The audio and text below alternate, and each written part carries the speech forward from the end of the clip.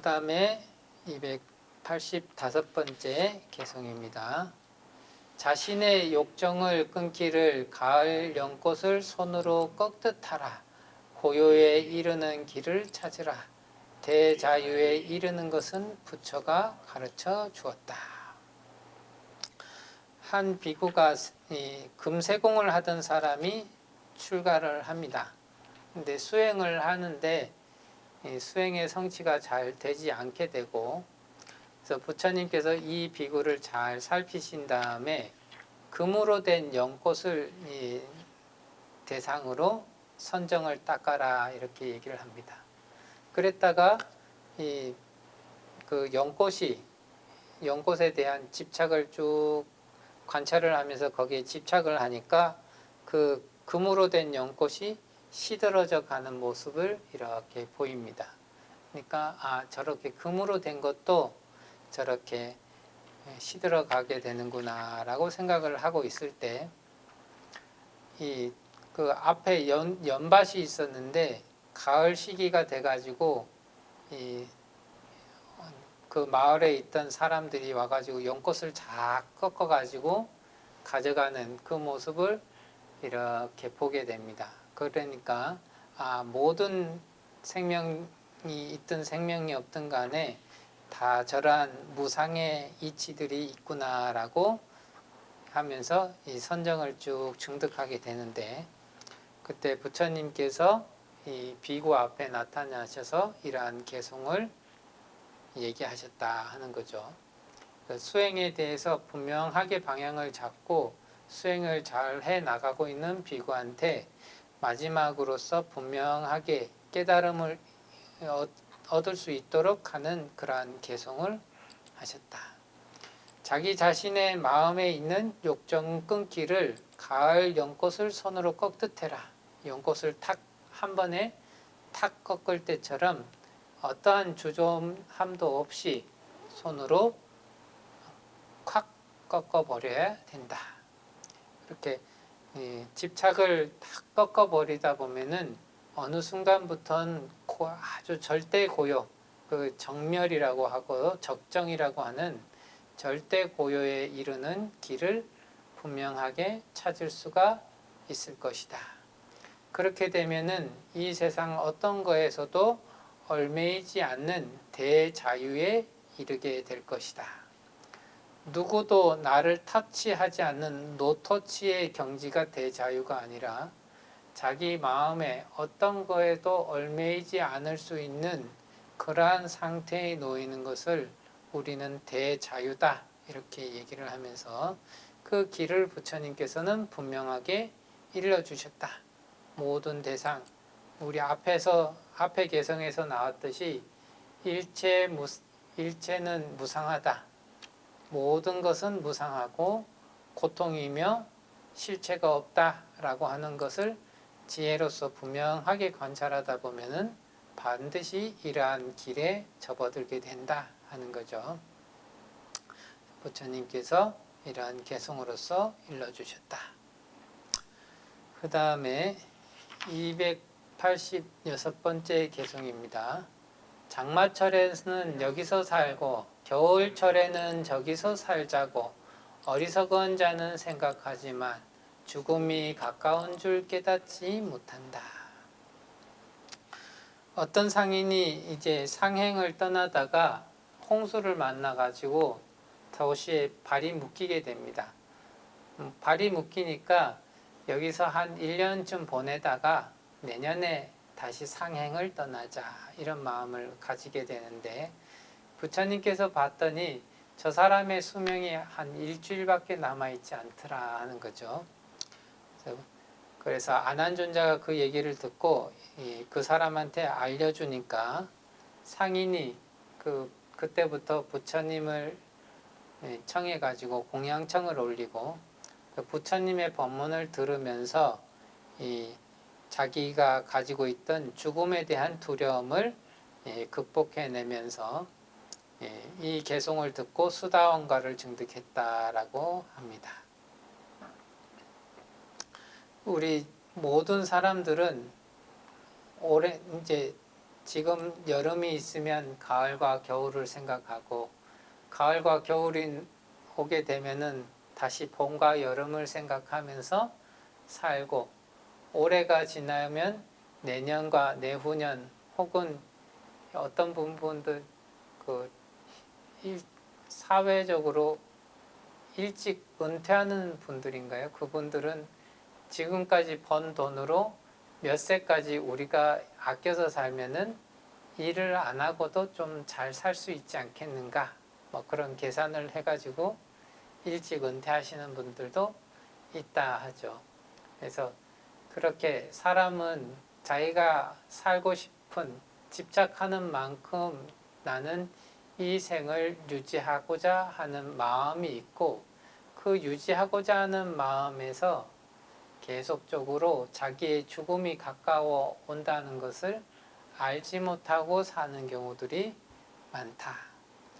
지혜로운 사람들은 부처님께서 그 항상 아함경전에서 나왔듯이 사람이 나고 죽는 살고 죽는 길은 어디에 있느냐 했을 때 최종적으로는 숨 쉬는 그 순간에 있습니다 하는 그 비구를 부처님께서 칭찬을 하시죠.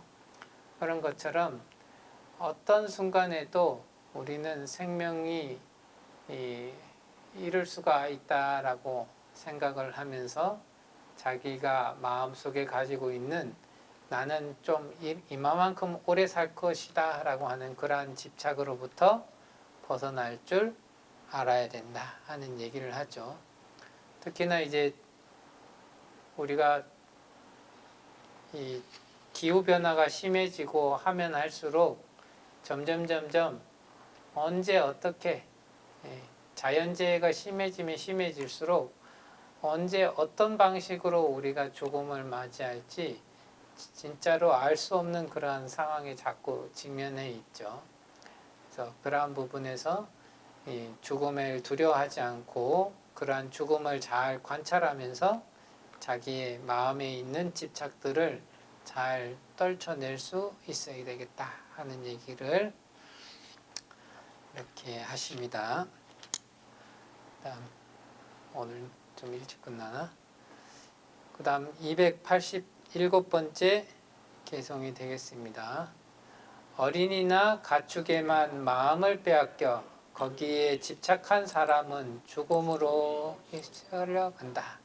큰 홍수가 잠든 마을을 휩쓸어 가듯이. 앞에서도 나왔던 얘기긴 한데 자기 아이가 죽고 그래서 죽은 거에 너무 슬퍼서 정신을 잃었던 사람이 부처님께서 한 사람도 죽지 않은 집에서 한 줌의 겨자씨를 얻어와라 해서 이제 그 겨자씨를 얻기 위해서 사방팔방 돌아다니는데 사람이 죽지 않은 집이 한 집도 없더라. 그래서 그 돌아다니는 와중에 나의 자식이 죽었구나라는 것을 충분히 인식을 하고 제정신을 차린 여인에게 부처님께서 어떤 중생도 죽음이라고 하는 것을 피할 수는 없다라고 하는 것을 얘기를 하시면서 그 여인에게 이러한 개송을 말씀하셨다. 어린아이든 가축이든 이런 어린이라고 하는 것은 자기의 후손들에 대한 마음이겠고 가축이라고 하는 것은 재산이라고 하는 것이 되겠죠. 그래서 이러한 부분들에 마음을 빼앗겨서 집착을 막 한 사람, 그래서 집착을 하다 보면은 이것으로서 나는 영원히 살아갈 수 있을 것이다 라고 생각하고 그 어떠한 부분에서도 선업을 닦으려고 하지 않았던 사람들, 그런 사람들은 아주 허망하게도 죽음을 맞이하면서 그 모든 것들이 아주 허망한 그러한 결론을 딱 가지게 된다 하는 거죠. 집착을 해가지고 이것을 이만큼 성취하면 될 것이다. 지위는 이만큼 올라가면은 뭐가 될 것이다. 혹은 재산은 얼마만큼 가지면 될 것이다. 후손은 얼마만큼 가지면 이렇게 될 것이다. 혹은 후손을 안 가지면 이럴 것이다. 이런 부분들에 다 마음이 집착이 되어 있으면은 자기 상태를 유지를 하거나 자기 상태를 더 키우는 데만 마음이 온전히 쓸려 있을 뿐이지, 이것이 언제 어떻게 사라질지, 그리고 그렇게 집착하는 그 마음이 얼마나 허망한지, 그리고 집착하는 동안에 얼마나 자기 자신이 즐거움도 있겠지만 얼마나 많은 고통을 양산하고 있는지에 대해서 알지 못하다가 이 결론적으로는 부지불식간에 자기는 억울해 죽겠지만 남들이 봤을 때는 분명한 징조가 있는 그러한 상황에서 죽음에 휩쓸려서 떠나가게 된다 하는 거죠. 마치 잠든 마을을 큰 홍수가 탁 휩쓸어 가버리듯이 우리의 쓰나미가 일어났다거나 하는 그런, 혹은 재난 영화거나 이런 데서 보면은 한 방에 쓸어갈 때는 부지불식간에 휩쓸어 가듯이, 우리가 아직 할 일이 많았고 아직 내일을 기약할 것이 있고 아무리 조금 더 있었으면 좋겠다 마음을 먹어도 이 죽음이 닥치게 된다면은 순식간에 자기를 죽음으로 몰아넣게 되어 있다 하는 거죠. 그래서 부처님께서 이러한 마음으로서, 말씀으로써 이 세상에 살아가는 사람들이 큰 집착을 하다 보면은 결국에는 아주 허망한 그러한 삶을 살아가다가 허망하게 갈 뿐이다 하는 얘기들을 이렇게 하고 계십니다. 그 다음에 288번째 개성하고 289번째 개성까지 같이 읽겠습니다. 자식도 구할 수 없고 부모나 친척도 구할 수 없다. 일가 친척이라 할지라도 한번 죽음의 신에 부딪히면 어쩔 수 없다. 이 도리를 깨닫고 지혜로운 이는 계율을 지켜 대자유에 이르는 길을 서둘러 밝히라. 이 개성도 이제 마찬가지죠. 앞에서 얘기했듯이 연화색 비구니에 대한 얘기인데, 자기의 노비와 결혼을 해서 도망을 갔다가 2명의 자식을 낳고 친정으로 돌아오다가 야밤에 남편이 독사에게 물려 죽고 큰 아들은 물에 떠내려가고 작은 아들은 독수리가 물어가고, 그래서 집에 도착했더니 일가친척은 하루아침에 불에 타서 죽게 되고, 그런 상태에서 부처님을 이제 찾아왔던 여인에게 부처님께서 이러한 개송을 얘기하신다. 이 여인은 젊었을 때는 이 자기를 열렬하게 사랑하는 남편이 자신의 의지처라 생각을 하고, 또 자식을 낳게 되고 삶이 궁핍할 때는 나의 아이들이 언젠가는 의지처가 될 것이다 생각하고, 또한 부자였던 자기의 일가 친척과 부모님이 나의 의지처가 될 수 있을 것이다 라고 해서 꾸준히 돌아오게 되죠. 근데 자기가 의지하던 모든 것들이 한순간에 이 세상에서 사라져 버리니까 거기에서 자기 마음을 딱 놓고 살아갔던 이 여인이 부처님께 다가오게 된 거죠. 그러니까 부처님께서 그 여인에게 이러한 얘기들을 하셨다. 어떤 이라 하더라도 죽음이 닥치게 되면은 그 누구도 지켜줄 수가 없게 된다. 물론 이제 방법적으로는 이제 귀신이나 다른 어떠한 요소로서 이 죽음이 닥쳐오게 된다 했을 때는 이 수행을 통해서 극복할 수 있다. 그런 것들이 글에 보면 이제 많이 나오죠. 어떤 스님은 연불을 하면서 수명을 좀 늘리고, 어떤 분은 다란이를 통해서 수명을 좀 늘리고, 이런 모습들이 있긴 하지만서도 한번 죽음의 신에 딱 붙잡히게 되면은 누구도 지켜줄 수 없고 어쩔 수 없는 그러한 상황들을 맞닥뜨리게 된다. 누가 뭐라 하더라도 사람은 언젠가 죽음에 이르게 된다. 이 같은 사실을 분명하게 잘 알아서 그러면은 어떤 부분에 우리는 의지를 해야 되는가 하는 데서 부처님께서 얘기를 하시죠. 누구든지 죽는다. 죽을 때는 반드시 자기가 지은 업만이 자기를 따라갈 뿐이다.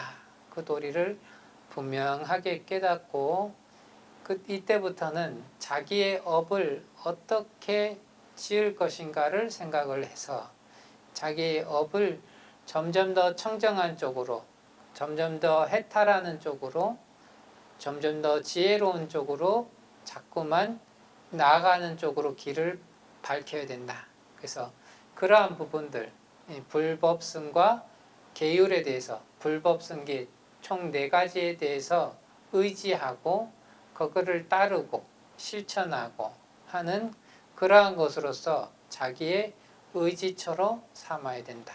그래서 부처님을 의지하고 부처님이 말씀하신 진리에 의지를 하고 부처님의 말씀을 잘 닦아 나아가는 수행 집단에게 의지를 하고 그 다음에 부처님께서 아주 열심히 말씀하셨던 계율에 대해서 의지를 해야 된다. 계율을 의지하게 되면 적어도 사막도에 떨어져서 고통받는 일은 없게 되고 최소한 인천도에 태어나서 끊임없이 자기의 수행을 닦을 수 있는 그러한 기회들을 잘 맞이할 수 있게 된다. 사막도에 떨어지게 되면 삼보의 이름도 듣지 못하고 그 삼보의 이름도 듣지 못하게 되면은 해탈을 꿈꾸거나 혹은 좋은 복의 인연들을 만나기가 매우 어려운 상황에 놓이게 된다. 그래서 언제든지 부처님께서는 중생들이 이러한 부분에서 지혜롭게 계율을 잘 지키고 불법성 삼보에 귀의를 하고 그러한 삶들을 꾸준히 실천하면서 이러한 일들을 의지해야 된다라고 얘기를 하셨습니다. 그렇기 때문에 모든 불자들은 이러한 부분들에 의지할 필요가 있겠다. 그리고 이러한 것들이 바로 열반으로 나아가는 분명한 길이 되겠다라고 얘기를 하셨습니다. 오늘 수업은 여기서 마치겠습니다.